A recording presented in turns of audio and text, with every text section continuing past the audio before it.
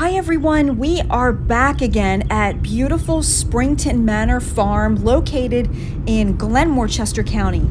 Today we are going to be walking and visiting in this barn here, which is called the Great Barn. It's located at the lower lot of Springton Manor, and inside this barn they have a great historical museum showcasing all kinds of farming and agriculture equipment. And the tools and equipment that we'll see in here, they date all the way back to the 1700s through the 1900s.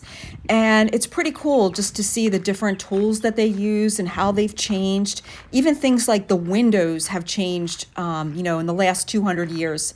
So when you enter into the Great Barn here, it is just beautiful with all the lights that line these gorgeous beams. It's so pretty. So just take a moment and just enjoy the beautiful barn and the architecture. And you'll see some stalls there that they use for the horses. And there's also this neat plaque here that shows all the different kinds of horseshoes. Now, my kids, they rode horses, and I didn't know there were so many different types of horseshoes. So this is pretty cool just to check out the different sizes and shapes. So this farm dates back to William Penn, and it used to be William Penn Manor, and then he named it after his first wife's maiden name, which was Springett, and now it's Springton Manor, so that's where this name is derived from. So that's really pretty cool history. So this farm was owned by several families, but it became a working farm in the early 1800s, and the farmer that purchased it, he raised a lot of sheep. So that's pretty neat. And this wagon here is so beautiful too. I really like this neat wagon.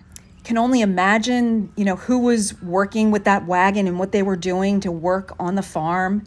This big area here, this is a display of all the animals that are here. You see some of the, there's sheep, and, sheep have been such a part of Springton Manor Farm through history, and there's still sheep here today, and they have the Sheep and Wool Day. And here's some of the goats that you'll see outside today. And this is Brownie. I think this is the goat that might be expecting that's in the barn. I think that's the same one, but it's so cute to see the names of the animals that you'll see outside here on the farm. And there's some articles that have been written about Springton Manor. And here's the little barn kitty. Oh, his name's Smushy. That's adorable. That is so cute. That cat is named Jasper.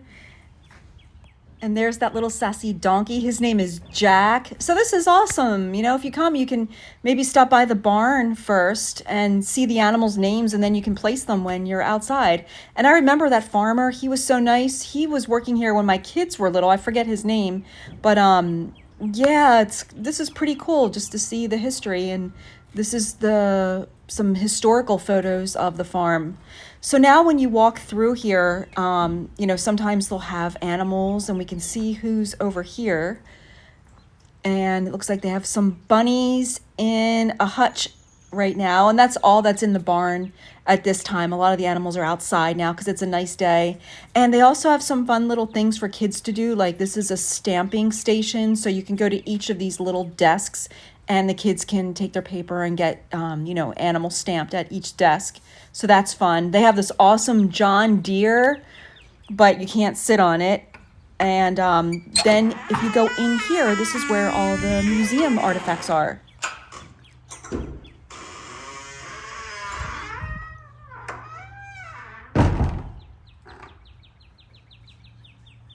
And they have this cool wall of license plates: Alaska, Arizona, Arkansas, Iowa, Missouri. So that's pretty cool. I like license plates. They're pretty neat. Family farmers across America. That's really neat. And then with each of these pieces of equipment, you can read the history and what it was used for. Over here, this silver container looks like it's milking equipment. And then this machine, Keystone Farm Machine Works in York, Pennsylvania.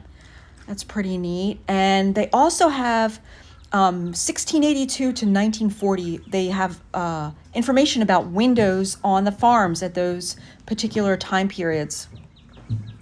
So we'll just walk around in a circle here, and this is a rail post maker. So on a lot of farms, especially around here, they had stone walls everywhere. So I guess once the stone walls were collapsed or in disrepair, they would put the rails, post and rails in on their properties, and that machine would put the hole in the rails. So that is super cool. And those two things that we just saw, they were grinders. And I just see here there's little papers with numbers, so you can look up each item and they give you a detailed description of what each item is. And that piece of equipment right there to the right is an ice cream maker. This container to the left here, that is a butter churn. So that is neat. I made ice cream a long, long time ago with an old-fashioned ice cream maker. It took a long time to get that to turn into ice cream. This is an old-fashioned bread maker. That is really neat. And here's a Western saddle.